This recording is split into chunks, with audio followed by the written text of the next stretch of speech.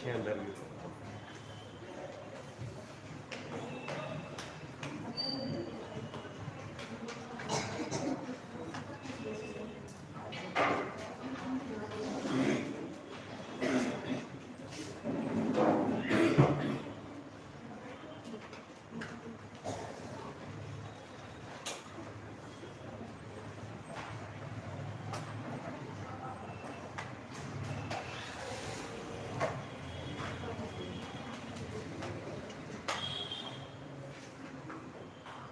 पुस्तक ये धर्म की है कि लौकिक है? पुस्तक धर्म की है ना, तो आप समझो लौकिक पुस्तक की भी विनय करी जाती तब विद्या आती है, और ये धर्म की पुस्तक है। हाँ, बैठे बैठे खिसका रहे हो, किसी ने ऐसे कर दी, किसी ने ऐसे कर दी, ऐसे कर दी। जब लौकिक पुस्तक के भी विनय कर दो तब विद्या आती है, धर्म की पुस्तक है कि नहीं है? फिर जब विनय ही नहीं करोगे आप इसकी, तो क्या विद्या आएगी आपको?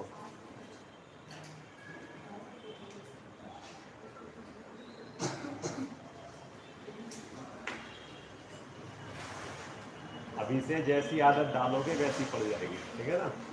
नहीं तो आगे तक वही आदत पड़ी रहेगी।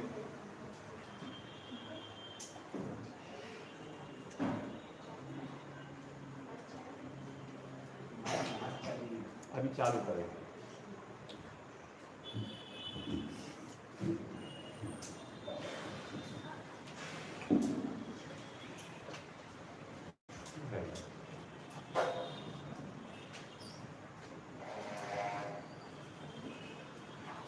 इनके आगे उनका स्वरूप लिख दो।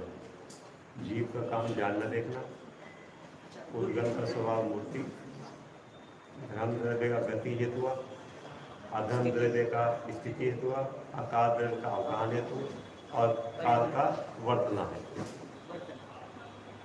ये कर्मन लिखो, पहले लाइन खींचो, फिर क्वेश्चन मार्क लगाओ, फिर आगे लिखो। हाँ ऐसे, हाँ जानना देखना, जीव का स्वभाव। चलो सावधान। श्री ओम सिद्धेवाय नमो विहंसानंद, नमो सिद्धानंद, नमो अयेनम, नमो वत्सानंद, नमो देशवेशानंद। मंगलम भगवान वीरो मंगलम भक्तो गणि, मंगलम पुण्यलाभ्यो नमोस्तु मंगलम। सर्वमंगल मांगल्यम सर्वकल्याणकारणम, प्रधानम सर्वधर्माणां जयं जयतु शासनम, जयं जयतु शासनम, जयं जयतु शासनम। मोक्षमार्गस्य नेतारं वेतारं कर्मयोगिनां, ज्ञातारं विस्तत्मानं वन्दे तद्गुणलब्धये, वन्दे तद्गुणलब्धये। लघु जैन सिद्धांत के ऋषि का शुरू से शुरू कर रहे हैं। बिना देखे कौन बोलेगा? बिना देखे बोलोगे आप? और कौन बोलेगा बिना देखे? हे भैया क्या कहेगा?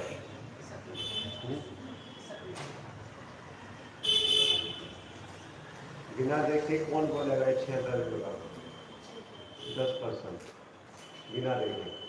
हम पसंद करेंगे, बोलना आपको पड़ेगा बिना देखे। याद नहीं किसी को? है?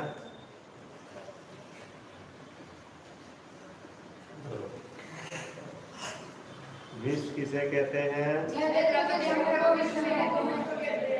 द्रव्य किसे कहते हैं? गुण किसे कहते हैं?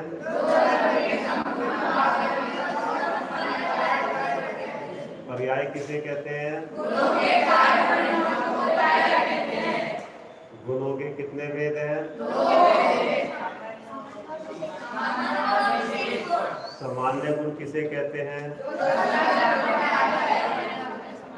विशेष गुण किसे कहते हैं?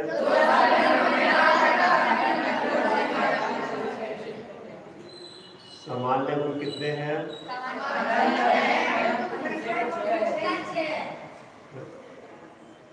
मुख्य कितने हैं?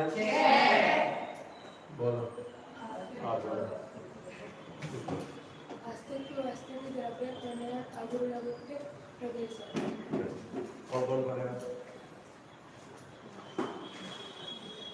आप बोलो।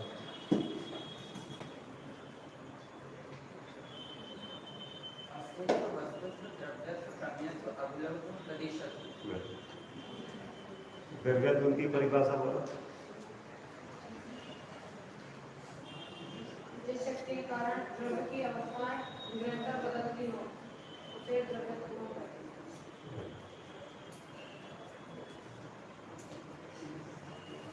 अस्तित्व गुण की परिभाषा कौन बोलेगा? आप बोलो किसी।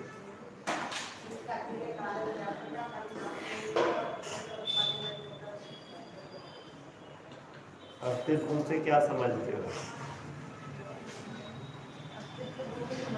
ये लाभ होता है कि मुझे अपनी स्वतंत्रता का भान होता है, मुझे अपनी प्रभुता का और निरपेक्षता का भान होता है। किसका? निरपेक्षता।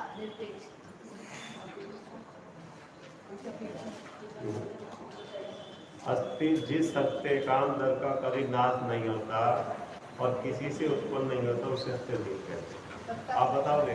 अब आपका खत्म हो गया। आप बताओ।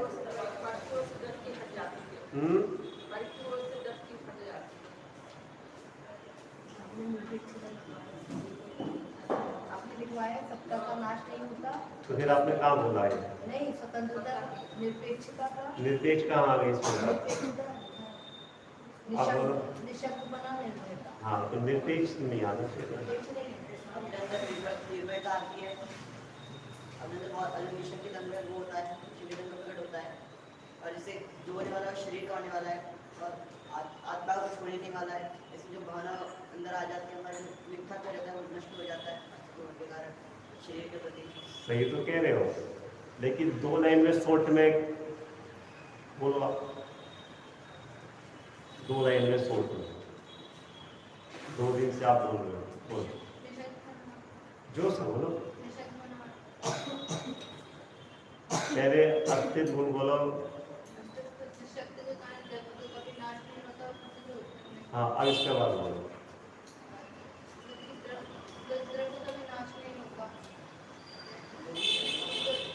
आज नहीं बोल पा रहे, आज पढ़ा दिमाग आपका सही नहीं है। आपने सही तो बोला, लेकिन 2 लाइन में बोल दो सिर्फ, खत्म बात। आप बोलो दोबारा। सत्ता का अपनी सत्ता का नाश नहीं होता, अपनी स्वतंत्रता का भान होता है, निशब्दता आती है और निर्भयता। क्यों?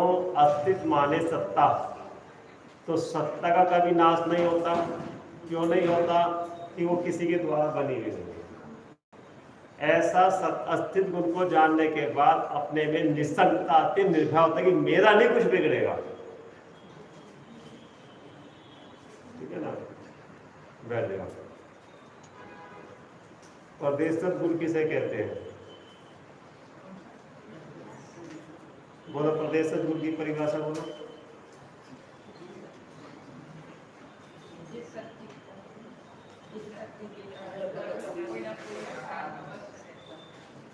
जिस सत्य कारण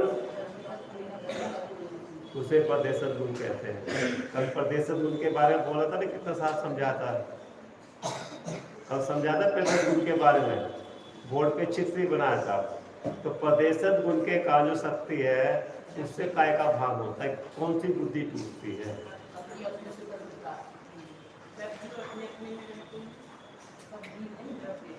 हम ये पूछ रहे हैं, परदेशत गुण को स्वीकार करने पर कौन सी बुद्धि टूटती है?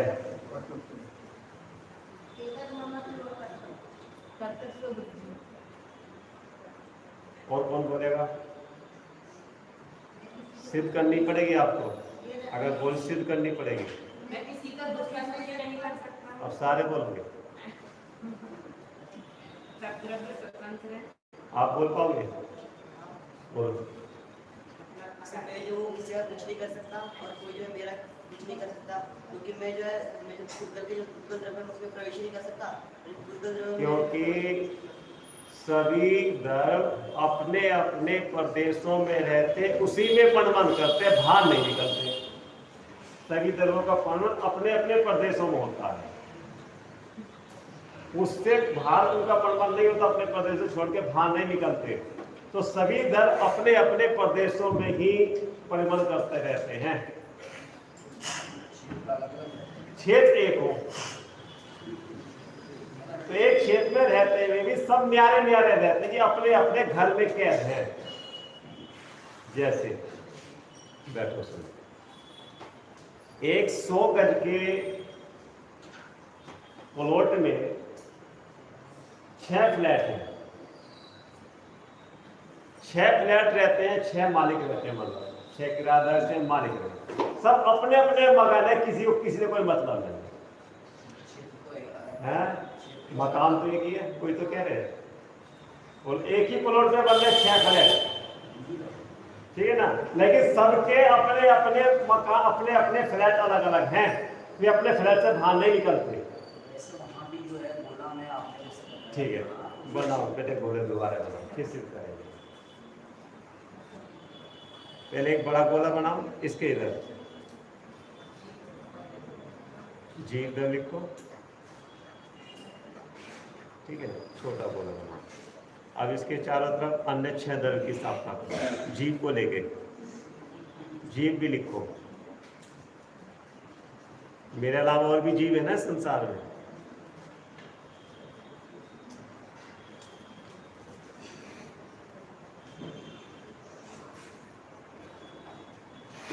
हाथ को जल्दी जल्दी चलाओ।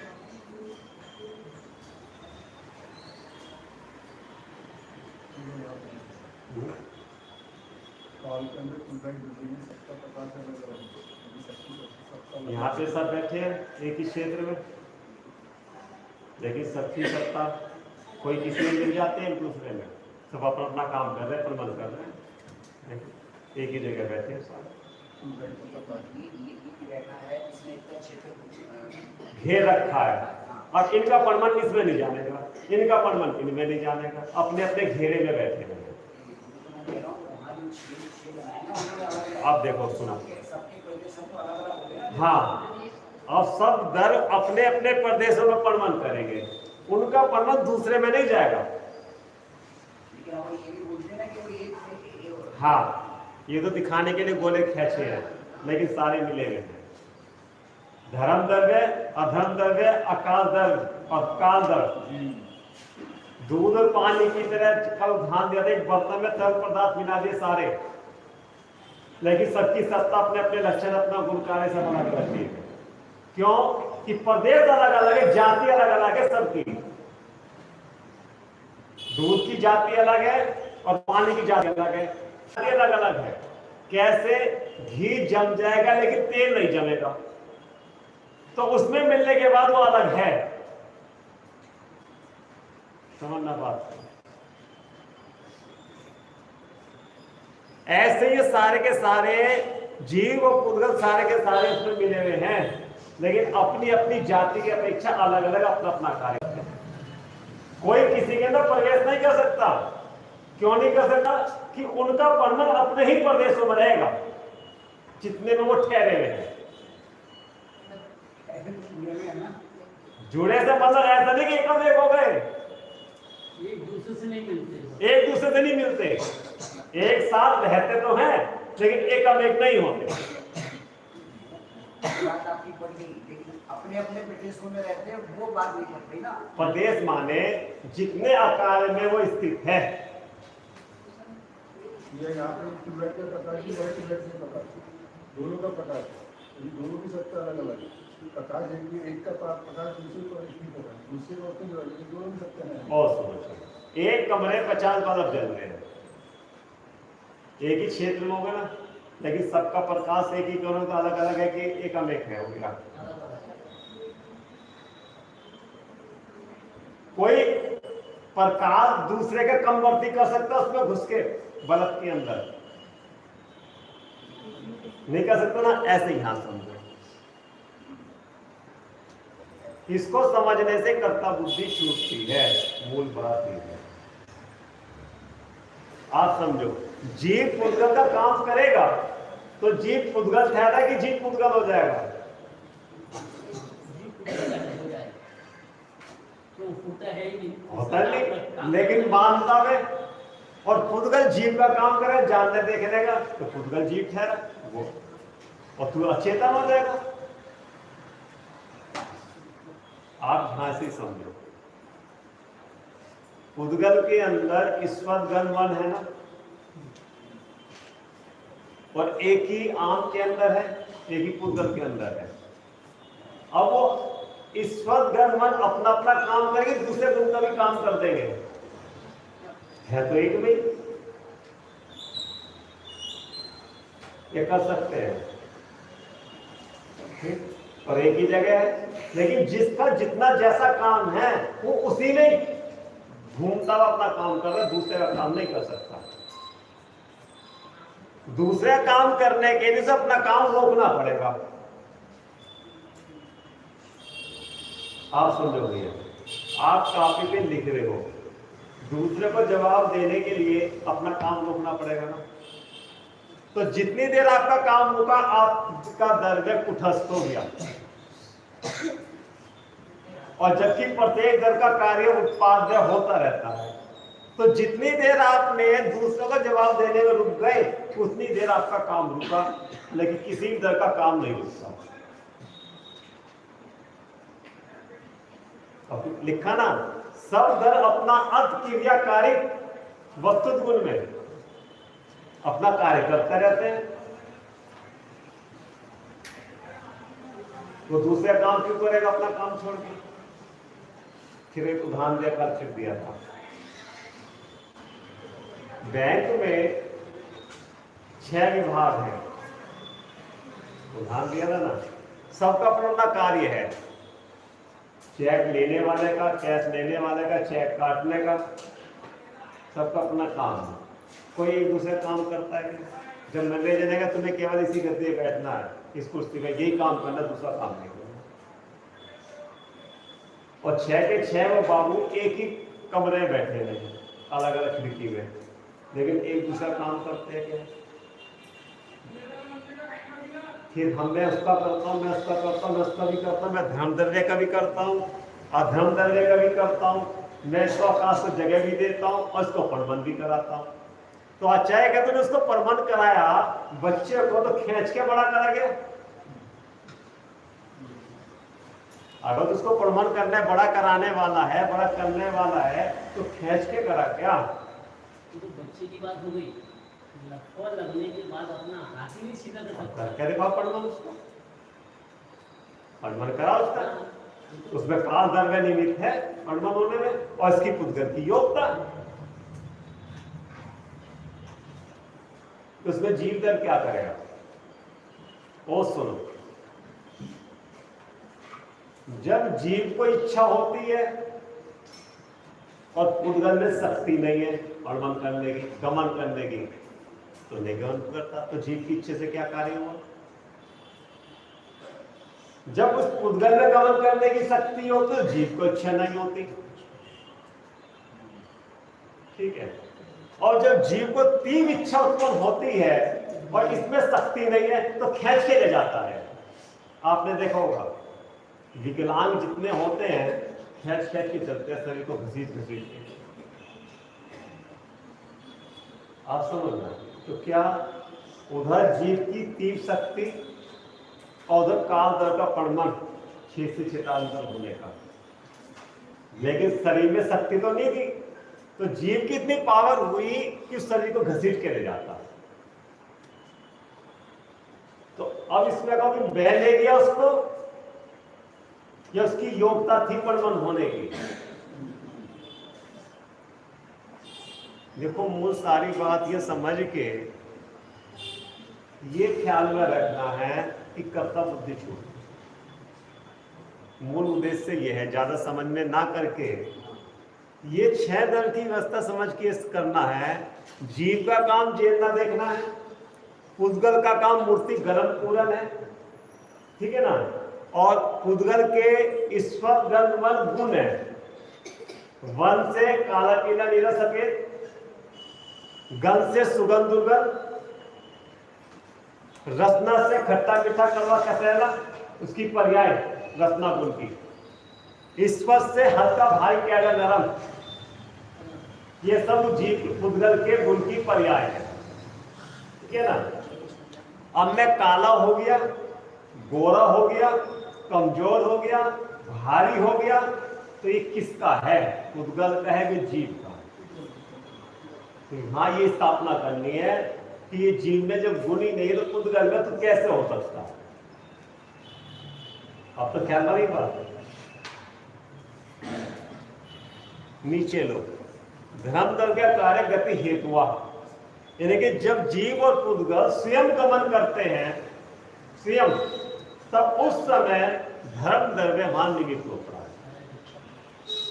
स्वयं गमन करते हैं। आप समझ रहे हैं? फिर कह रहे हैं अगर धर्म द्रव्य जबरदस्ती गमन कराता है क्या? अगर धर्म द्रव्य जबरदस्ती गमन करावे तो धर्म द्रव्य मूर्तिक होना चाहिए, जीव होना चाहिए, लेकिन वह तो अमूर्तिक है और दिखता भी नहीं, तो जबरदस्ती तो नहीं कराता।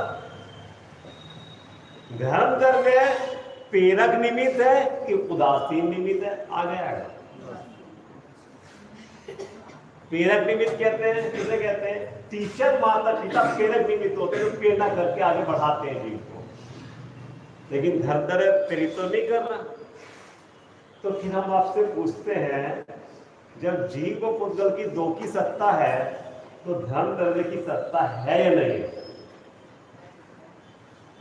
धर्म द्रव्य दिख तो रहा है और अधर्म द्रव्य भी नहीं दिखता, और जो ये ऊपर दिखाई देता है नीला नीला, ये काल द्रव्य है। तो भैया सही है, जो ऊपर आकाश में नीला नीला दिखता है ये आकाश द्रव्य है क्या? तो कौन बताएगा? आकाश नहीं बोलते कि ऊपर आकाश है।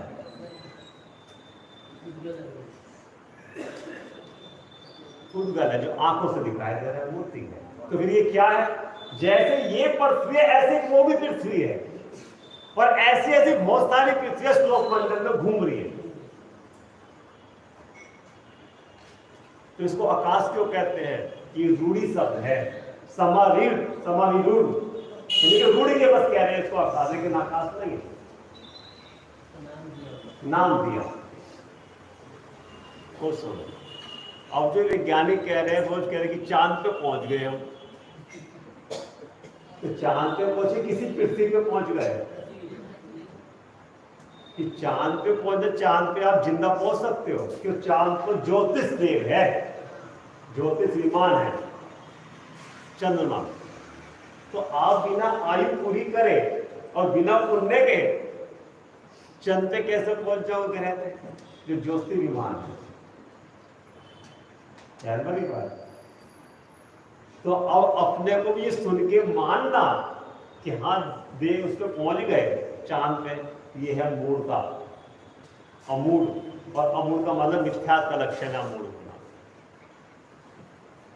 अब कह रहे कि हम सूरज पे पहुंचेंगे, सूरज पास में कि चंद्रमा पास में है? और चंद्रमा उससे भी दूर है। अब समझना, अब जो सूरज है चंद्रमा पास में, चंद्रमा पास में सूरज दूर है। अब चंद्र सूरज में, चंद्रमा में इतनी शीतलता है, चंद्रमा जो विमान है, ज्योति देव है, उसमें इतनी शीतलता है कि उसके नजदीक में जाते जीव पिघल जाए, और वो चंद्रमा पे पहुंच गए। आप समझ लो, तो चंद्रमा में शीतलता क्यों है? चंद्रमा शीतल नहीं है, वो तो विमान है, जैसे वो विमान अपने होते हैं ऐसे वो विमान है। उसमें जो देव रहते हैं उनकी शरीर की हवा इतनी शीतल होती है जिससे शीतलपना निकलता है। भाव भी विमान है। जो चंद्रमा में विमान है ज्योति देव, उनमें जो देवों का परिवार रहता है उनके शरीर की आभा इतनी शीतल है।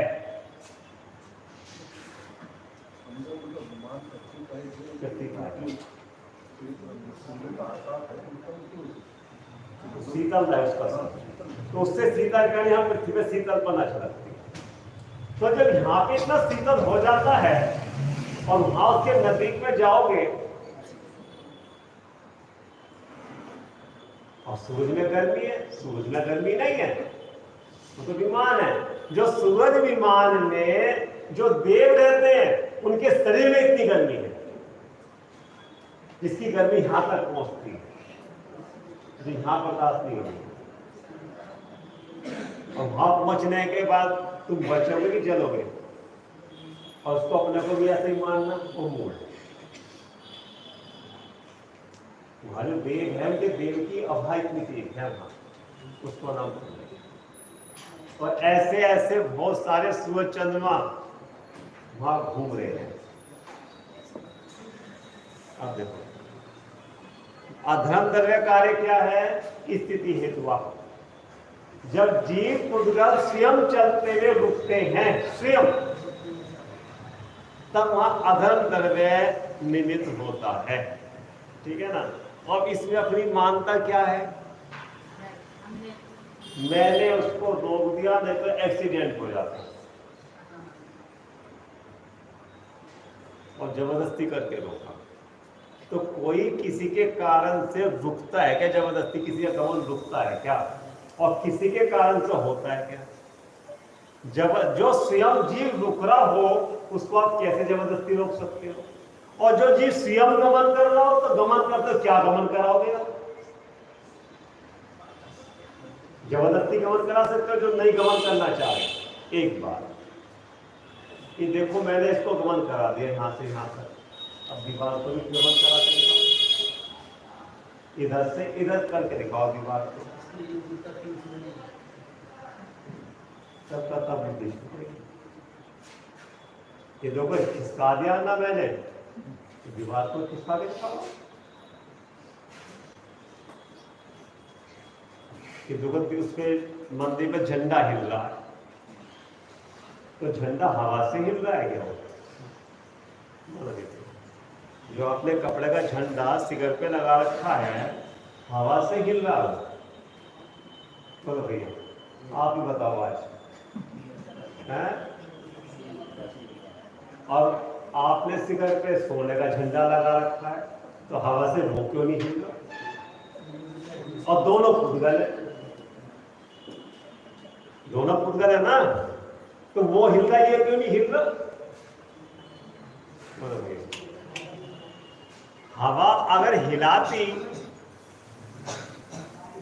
अगर हवा से हिलता तो दोनों को हिलाना चाहिए था। अगर तेल में कर्ता बुद्धि है तो ऐसा करके दिखाना, उसमें योग्यता थी और इसमें योग्यता नहीं, तब जाके कर्ता बुद्धि टूटती।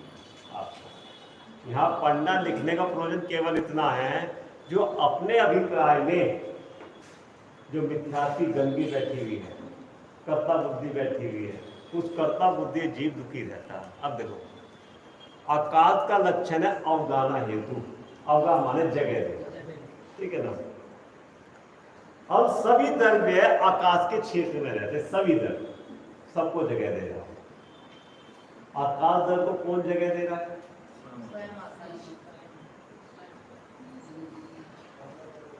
आकाश द्रव्य को कितने जगह दी? स्वयं जगह पा, ठीक है ना। तो आकाश द्रव्य सबको जगह दे रहा, वो किसी से अपेक्षा रखता है क्या कि मैंने तुझे जगह दी? और जब सभी द्रव्यों को आकाश द्रव्य जगह दे रहा है तो आपके अंदर एक अहंकार क्यों आता है? हमने रखा है, हमने जगह दे रखी है। अब इसका कोई है नहीं ना, अब दया तो दया आती है हमें,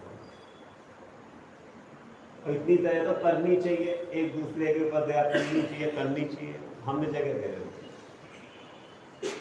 आप समझना एक एक बात को, दे दी कोई बात उसका पुण्य में तेरे अंदर दया भाव था, आप सबको क्यों बताता चलता है?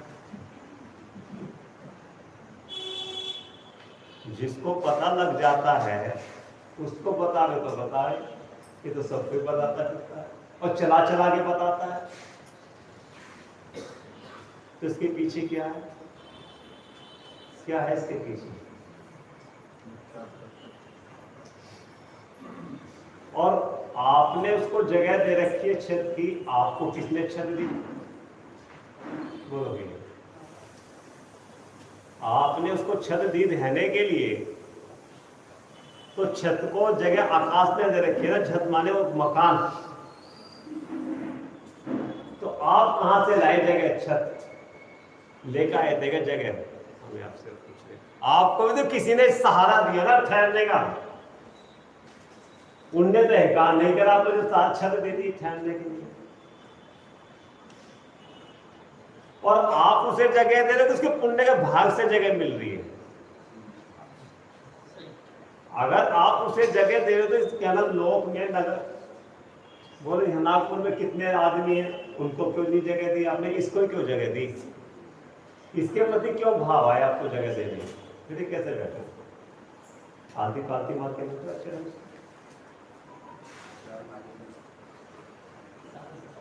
बैठा नहीं जा रहा। हम क्या जाए? आपने तो जगह दे रखी है, आपको जगह किसने दी? आपको तो कोई जगह दे के गया होगा, तुमने तो एहसान नहीं करा। उसका मतलब क्या है आप समझो। जिस धर्मशाला के कमरे में रुके आप, वो कमरा तो आपका नहीं है, सुनकर जरा कैसी फीलिंग होती है। और सबसे पहले आप उस धर्मशाला के कमरे में आप ठहरे, तो जगह तो आपकी नहीं है, वो तो धर्मशाला की। अब उसमें कोई दूसरा यात्री आ जावे तो वो लोग स्वीकार कर लोगे एकदम से, और जबकि वो फ्री का कमरा है, किराए का नहीं है, धर्मशाला है खाली की, कोई भी आगे है। सहज पहले दरवाजा खोल दोगे, आनाकानी करोगे, ठीक है ना। अब दो और आ गए। अब कोई उससे पहचे भैया कहां ठहर रहे हो? हमने जगह दे दी थी उनको अपने कमरे में, बेचारे रात भर कहाँ घूमते है ना, हमने जगह दे दी अपने कमरे में, तो तुम्हारा कमरा कहां से आया? बोले ये सब निकले कि निकले न पे तुले, हमने ठहरा दिया अपने कमरे में। तो भैया तेरे को भी तो किसने ठहराया होगा धर्मशाला में? तो कैसी फीलिंग हो? आपका तो नहीं कमरा, फ्री का कमरा है, आपको भी तो किसी ने जगह दी है ना। तो जगह सभी के लिए ही, खाली आपके लिए है? मैं कह रहा हूं ये विभाग की बात कह रहे हैं। इस जगत में जितनी भी वस्तु है, हवा है, पानी है, पृथ्वी है, अग्नि है, वनस्पति है, जीव मात्र के लिए है कि जो पहले आया उसी ने कब्जा करने की सारी मेरी है? ये जीव मात्र के लिए है, तो किसके लिए है? और उस पर कब्जा करने लिए दूसरे के अधिकार पर कब्जा करने का मतलब है क्या कह रहे हैं? इन सब चीजों पर कब्जा करना, अहंकार करना कि हम उसको दे रहे हैं तो दूसरे के अधिकार का कब्जा कर देगा। समझने बात है, लौकिक व्यवहार की बात है। आपको जो भी संपत्ति आई है, छलबयानी का ना, कुतक नहीं करना। जो भी सामग्री आई है आपकी तो नहीं है, आपको तो किसने दी है ना? तो फिर आपका क्या कर्तव्य बनता है कि किसी ने मेरे को ये सामग्री दी इस्तेमाल करने के लिए, और जिसको जरूरत है मैं भी इसको दे दूं कि मेरी तो है नहीं।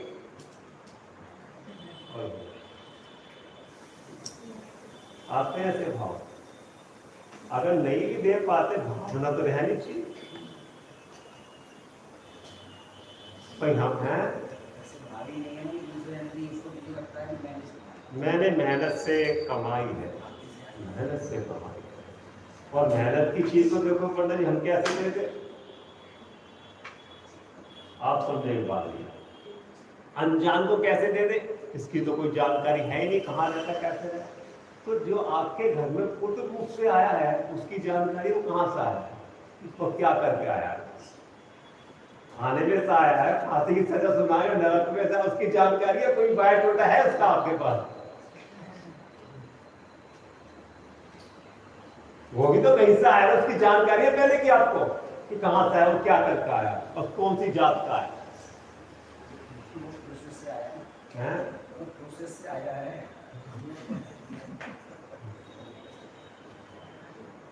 है तो वो भी संयोग आपका, जैसे वो किसी अन्य व्यक्ति का ज्ञान व्यक्ति का, ये नहीं कह के ज्ञान व्यक्ति हो, ये नहीं कह रहे, विवेक रखना कौन उसकी सब जानकारी, लेकिन मतलब सिद्धांत की बात कह रहे हैं। जैसे वो अनजान है ऐसा खुद आपको शुरू भी तो अनजान है, तो फिर यहाँ तो सब कुछ सौंप देते हो और वहां मतलब ये नहीं कह रहे आप सौंप दो, लेकिन अंदर में भाव तो होने चाहिए। और कोई काबिल व्यक्ति है, जरूरत वाला है, फिर उसको दे दे, उसकी परीक्षा करके मतलब जानकारी ले, ये कहना मतलब है। जरूरत वाला है, जरूरत दिखाई दे रही है, परेशान है और ठीक है तो इसकी व्यवस्था करें। और व्यवस्था करने के बाद ये ख्याल में रखें कि मैं नहीं कर रहा इसकी व्यवस्था, इसका पुण्य का उदय है। और ये हमारे लाभ को तोड़ने में उपकारी बन रहा है।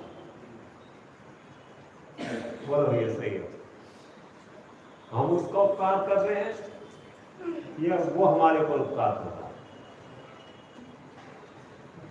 कुछ दे रहे हैं, खिला रहे हैं, पिला रहे हैं उसको, तो हम उसका उपकार कर रहे हैं कि वो हमारे ऊपर उपकार कर रहा है? बोलो भैया क्या आएगी बात, क्या आएगी भैया, डायरेक्ट भैया? समझा बात नहीं है, हम उसके ऊपर उपकार कर रहे हैं ना, वो हमारे ऊपर उपकार कर रहा है। अगर वो नहीं लेता तो दान कैसे दे पाते हैं दूसरे को? देने वाला देने को क्या, लेने वाला नहीं, तो दान की पर फिर दान कैसे होगा आपका? तो किसने ऊपर उपकार करा? लेके उपकार करा कि देने वाले ने उपकार करा? आप देना चाह रहे दूसरे को, सामने वाला ना ले ले, ऐसा होता है।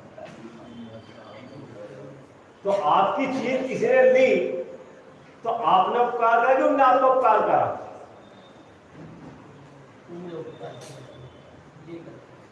तो हाथ जोड़ के दोगे कि हाथ जुड़वा के दोगे? समझने की बात होगी। त्याग धर्म में है 10 लक्षण के, त्याग धर्म में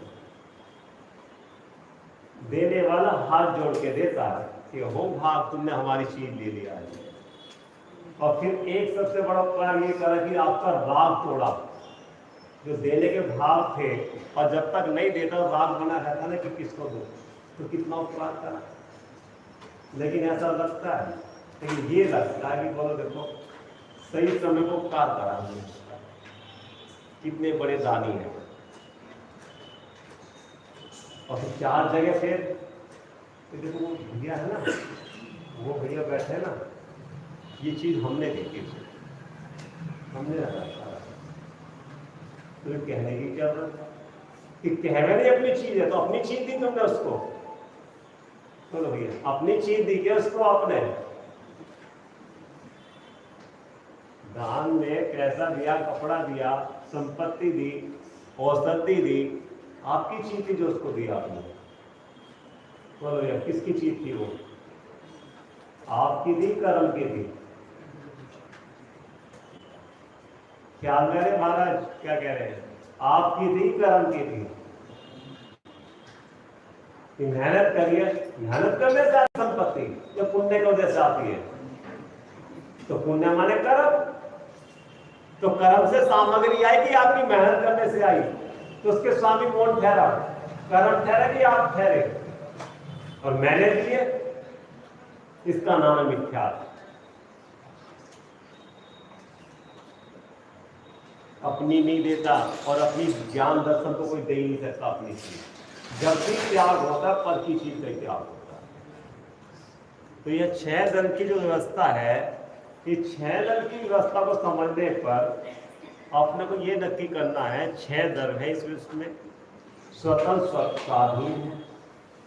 इनकी 6 की व्यवस्था स्वतंत्र स्वाधीन है, किसी ने बनाई नहीं, अनादि धन है। इन 6 दलों को भी बनाने वाला नहीं, नष्ट करने वाला नहीं।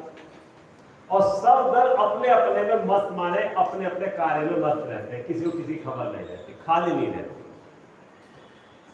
सब दल अपने अपने में पूरे हैं, अधूरा कोई नहीं है। तो जब भी तुझे कुछ करने की भाव हमें अपने से पूछे, जिसका तू करने जा रहा है वो खाली है, अधूरा है कि पूरा है, उसमें अपने करने की योग्यता है ही नहीं है। और योग्यता नहीं तो उसमें योग्यता तुम डालोगे कैसे? और जिसमें योग्यता है ही तो उसमें फिर उसका काम करो, क्या काम करोगे फिर? इन सब बात का विचार करोगे तब आपको इसका प्रभाव होगा कि किसी को किसी की जरूरत नहीं पड़ती, सब जरा अपने में परिपूर्ण, ठीक है ना? तो जब सब जरूरत में परिपूर्ण है तो क्या करना? अपने घर में चैन से बैठना। तो विकल्प के सारे ठिकाने बंद हो गए ना फिर आपके, क्या करें महाराज? विकल्प के सारे ठिकाने बंद हो गए ना, कि फिर उसका करना, फिर उसका करना, उसको लेना, उसको देना, वो व्यवस्थित है कि आप करोगे? जिस दर का, जिस क्षेत्र में, जिस काल में, जिस भाव से, जिस निमित्त से जहां जैसा होना वो सब निश्चित है कि आप निश्चित करोगे।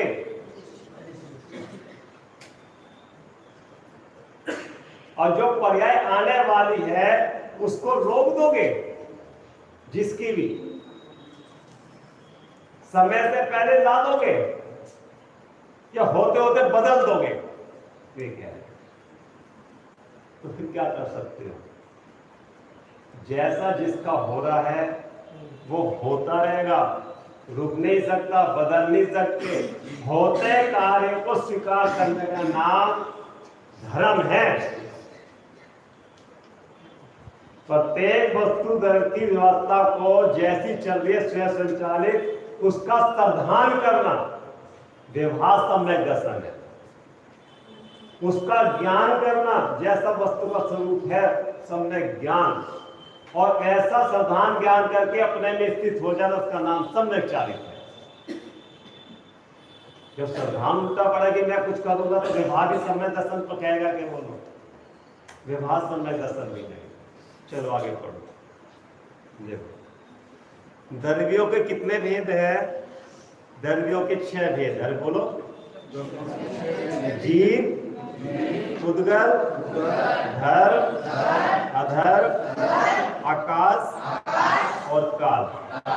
तो धर्म का मतलब पुण्य नहीं है और अधर्म का नाम पाप नहीं। यहाँ धर्म अधर्म की जगह धर्म द्रव्य और अधर्म द्रव्य। यहाँ पुण्य पाप से कोई प्रयोजन नहीं है। यहाँ तो धर्म नाम का एक, धर्म नाम का एक द्रव्य है। जैसे जीव नाम का द्रव्य है, उद्गल नाम का द्रव्य है, ऐसे धर्म नाम का भी एक द्रव्य है, ठीक है ना? तो फिर पसंद कर सकते हो कि हमें जीव, उद्गल, धर्म तो दिखते हैं दो द्रव्य तो, और धर्म अधर्म आकाश काल नहीं दिखते, तो उसको माने या नहीं माने? बोलो सही है भैया? दिखते तो है नहीं और उनका कार्य भी नहीं दिखता, और उद्गल का कार्य भी दिखता है। तो विचार दल है या नहीं है? संशय नहीं है, विपरीत कि जब नहीं दिखते ना वह है ही नहीं, और संशय माने है या नहीं पता नहीं। और कोई कहे तुम जैनी हो, मुमुक्षु, तुम्हें पता नहीं कि हाँ है, और फिर 2 दिन के बाद कोई पूछे कि देखे तो है नहीं, पता नहीं है कि नहीं है। जब 6 दल किसने बताए? 6 दल किसने बताए हैं? आपने, जिनेन्द्र देव ने, ठीक है ना? तो जिनेन्द्र देव पूर्ण प्रमाणिक व्यक्ति हैं कि अधूरे हैं? कसाई हैं कि अकसाई हैं? जिस जिनेन्द्र देव ने 2 दर बताए हैं तो इसका मतलब 4 दर भी, और फिर वो झूठ क्यों बोलेंगे? झूठ बोलने का प्रयोजन क्या होगा? और झूठ बोल के उनसे कार्य की सिद्धि क्या होगी? जब वो 2 दर बता रहे हैं तो इसका मतलब 4 दर भी बाकी है। तो 2 दर का तो आज्ञा भी करना और उसकी परीक्षा भी करना 2 दर में, और 4 दर को विश्वास करके आज्ञा करके मानना। अगर नहीं माने तो फिर क्या होगा नुकसान कि नहीं मानोगे तो तुम्हारी कर्ता बुद्धि तो जो की तो रहेगी, और मानोगे तो तुम्हें हर समय ख्याल में रहेगा कि मैं कर रहा हूं, ये कार्य उसका है। संयम ख्याल में बारिया, जब आपको कोई दिखाई नहीं दे रहा तो उसका काम अपने सिर पे करो, मैंने ये भी करा, मैंने ये भी करा, मैंने ये भी करा। अगर दूसरा व्यक्ति दिखाई देगा कि नहीं ये काम तो उसका उन्होंने करा, ये स्थापित करोगे ना। तो इसलिए यहाँ 6 दर की बात कही। प्रत्येक दर में कौन कौन से विशेष गुण है। अभी तो सामान्य गुण की चर्चा चल रही थी, अब विशेष गुण की चर्चा, ठीक है ना। जीव धर्म में चेतन, दर्शन, ज्ञान, सम्यक चाहे सुख, क्रियावती शक्ति, ठीक है ना, इत्यादि। पुद्गल दल में स्पर्श, गंध, वन और क्रियावती शक्ति। अब इसमें विशेष गुण में नई चीज आई, क्रियावती शक्ति, ठीक है ना। तो वहां सामान्य में भी आई थी, वस्तुत गुण में अर्थ क्रियाकारी, तो इसमें उसमें बहुत अंतर है। पढ़ी थी ना वस्तुत गुण की क्या परिभाषा पढ़ी थी? जिस सत्य कारण अपनी अर्थ क्रिया कायित करती है। तो अर्थ क्रिया किसकी थी? धर्म की, गुण की, पर्याय की। धर्म परिमल करता है, गुण परिमल करता है। गुणों का निरंतर स्वाभाविक परिमल होता रहता है, उसका नाम अर्थ क्रियाकारी था। और यहाँ भी क्रियावती शक्ति है। तो यह क्रियावती शक्ति से मतलब जीव पुद्गल ही एक जगह से दूसरी जगह परिमल करते हैं, गति से गति आता है, वो क्रियावती शक्ति 6 से 6 तक गमन करते हैं जीव पुद्गल। लेकिन 4 दर में क्रियावती शक्ति नहीं है। क्यों मोहित भैया? ठीक है ना। अब आप पसंद कर सकते हो कि जब 2 दर में जीव पुद्गल में क्रियावती शक्ति है तो 4 दर में क्यों नहीं है? जब सामान्य गुण सब में है तो क्रियावती शक्ति 2 में क्यों नहीं है? तो असुर भैया, जीव पुद्गल ही गमन करते हैं एक जगह से दूसरी जगह, तो 4 दर गमन क्यों नहीं करते? ए भैया क्या पसंद कर रहे हैं? सुना हो तो क्या बात करिए, तो क्या बात कह रहे थे? क्या पसंद कर रहे हैं? पहले सुनो फिर देखो, चल गए। तो क्रियावती शक्ति 4 द्रव्य में क्यों नहीं है? कि 4 दर गमन कहाँ करेंगे? गमन करने की जगह सारे में फैलेंगे।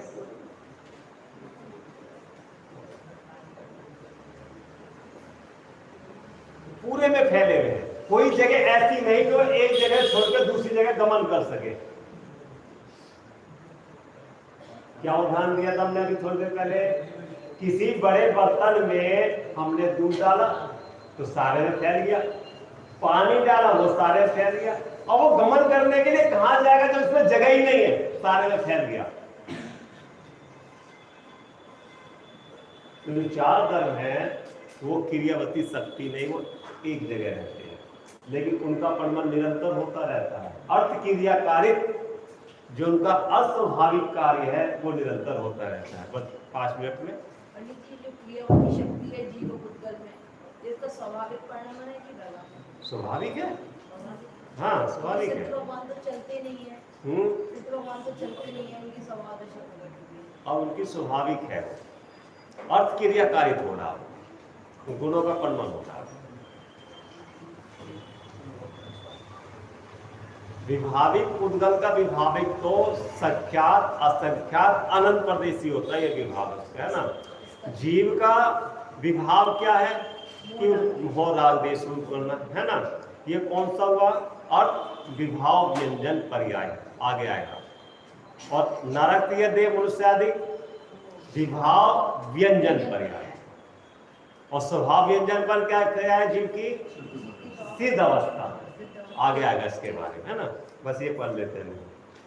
इत्यादि उद्गल दर में ईश्वर रस गंध वन और क्रियावती शक्ति इत्यादि। धर द्रव्य में गति हेतुआ, हेतु का मतलब क्या होता है? निमित्त कारण। लेकिन निमित्त कारण होते हुए जबरदस्ती गमन नहीं कराता। अधर्म दर में स्थिति हेतुआ, हेतु माने कारण, और वास्तव में देखा जाए कोई भी दर किसी में कारण नहीं है, अकारण है, किसी का कार्य नहीं करते। आकाल दर में अवधान हेतु, अर्थात आकाश सभी द्रव्यों को जगह देता है, ठीक है ना। और काल दर में परमन हेतुआ इत्यादि विशेष गुण है, ठीक है ना। तो काल दर का कार्य कि निरंतर वस्तु का परमन होना, अर्थात उसकी निरंतर परमन होता रहता है। जैसे अभी किताब है, अब निरंतर इसमें से परमन होता रहता है इसके गुणों का। ये जैसी थी वैसी नहीं रहेगी, निरंतर इसका स्पर्श का, गंध का, वन का इसमें परिवर्तन होता है। आपने नया कपड़ा नया का नया ला के बिना पहने अलमारी में रख दिया, क्या उसका परमन नहीं होगा? महीने 6 महीने जब उसे निकालोगे, नया होने के बाद भी कितना कमजोर हो जाता है, निरंतर तार तार हो जाता है जब हाथ में लेते हैं। अपने अच्छी चीज लाके, फल लाके रखी फ्रिज में, हवा नहीं लगने दी, पैक है, तो उसका परमन नहीं होगा फिर वो। तो ऐसे ही परमन होने की योग्यता उसमें स्वयं में है, और काल दर उसमें निमित्त बनता है। बच्चा छोटा है, बढ़ता जाता है, तो भोजन आदि से बढ़ता है कि माँ उसे खींच के जबरदस्ती खाना खिलाते तो बढ़ता जाता है। कि बहुत मेहनत करते हैं बच्चों के साथ में, तब जाके इतना बड़ा हुआ ये।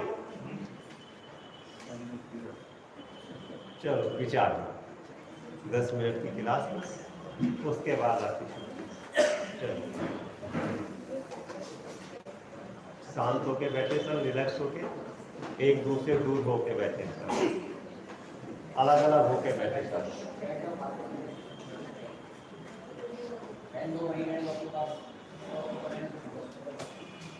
चलो 10 मिनट का टाइम है भैया, बात नहीं करो, सावधान। बैटरी चार्ज कर लो ना, सारी बैटरी तो आगे बेकार होगी वहां जाके बैठने के बाद। अब चार्ज कर लो ताकि सुबह तक काम आ जाए वो बैटरी। चलो सावधान, आराम से बैठे, सहज होके, शरीर को ढीला छोड़ दे। किसी के बारे में विचार नहीं करना, ना दुकान, ना घर, ना बैंक, बस यहाँ मैं अकेला बैठा हूँ। मेरा कोई नहीं है, मैं किसी का नहीं हूँ, मेरा पहले भी कोई नहीं था, अब भी कोई नहीं है, और आगे कोई नहीं है। ऐसा अपने को अकेला देखो बस, शांत शांत शांत, जैसे वो नदी शांत बह रही है, ऐसे अंदर में सब जगह शांति शांति, कहीं कोई विकल्प नहीं, लहर नहीं अंदर। सांसों सांस भी भिन्न जानने में आती है, तो वो उर्गल है, शरीर भी जुदा है, वो छिलका है। जैसे नारियल के छिलके हैं 3, गिरी अंदर अलग है, ऐसे कर्म नौ कर्म भाव रूपी छिलका मुझ आत्मा से जुड़ा है।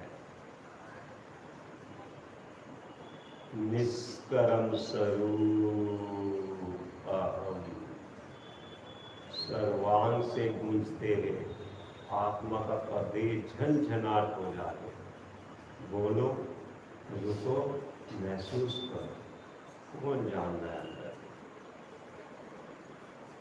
सहज होके धीरे धीरे, जो दिख रहा दिखने दो, वो सब उर्गल है।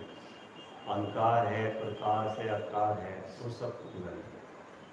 जो इसको जानना, उसको फोकस करना, उसे मुख्य रखना, हाईलाइट करना, धीरे धीरे।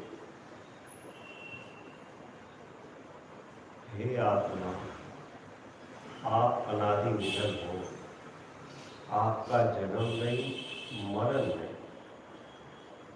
फिर जन्म मरण का भय क्यों? अग्नि से जलते नहीं, पानी से गलते नहीं, गोली आपको लगती नहीं, तलवार से कटते नहीं, हवा में उड़ते नहीं, क्योंकि आप अमूर्तिक हो, ज्ञान दर्शनमयी तत्व हो। भगवान में और तुम में कोई अंतर नहीं, सर्वत्र शक्ति स्वरूप हो।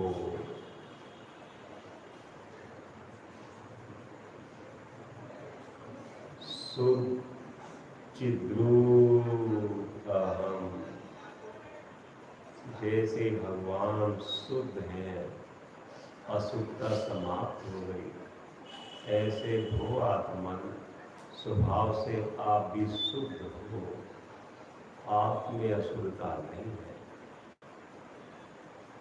मैल नहीं है कर्म का, राग का मैल है। बोलो, महसूस करो, रुक जाओ। हे आत्मा, अनादि काल से अपने को भूलकर तू कहाँ कहाँ नहीं गया, विचार तो कर। कितने कितने दुख सहे तूने, कभी नरक, कभी तिर्यन, कभी देव, कभी मनुष्य, कभी एक इंद्री, कभी दो इंद्री। विचार तो कर, कितनी पीड़ा तेरे को। भूल गया उस पीड़ा को, मरण की पीड़ा भूल गया, 9 महीने का दुख भूल गया, कैसे कीचड़ में पड़ा था। अब तुझे फिर वही जाना है, वही करना है। ये मनुष्य पर काय के लिए मिली थी? पूछ अपने से, धीरे धीरे पूछो, रुको, महसूस करो, जानने वाले।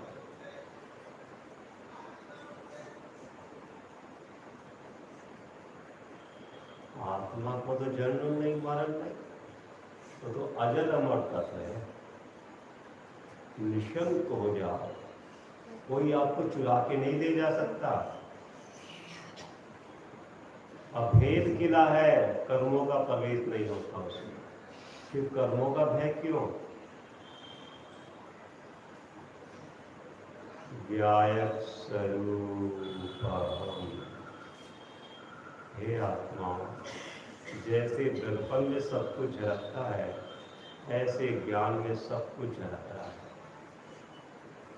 लेकिन ज्ञान में कुछ आता नहीं है, ज्ञान में से कुछ जाता भी नहीं। जैसा था वैसा का वैसा नाभिकाल से है। बोलो, रुको, महसूस करो। कौन जान रहा है इसको?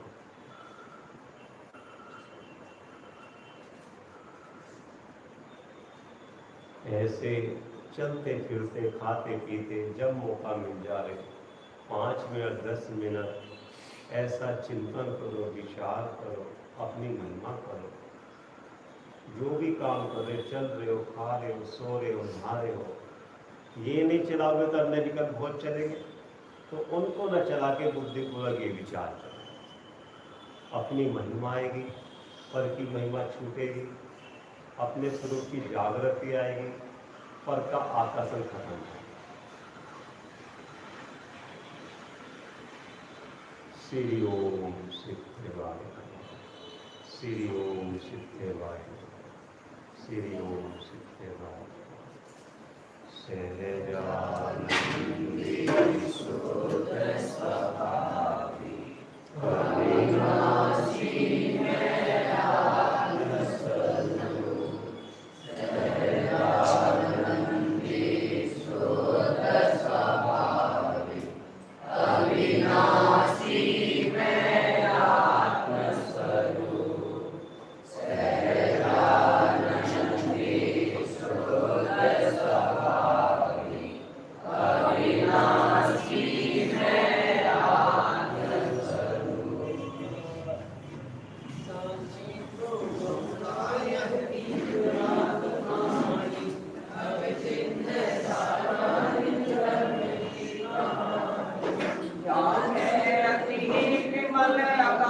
ज्ञान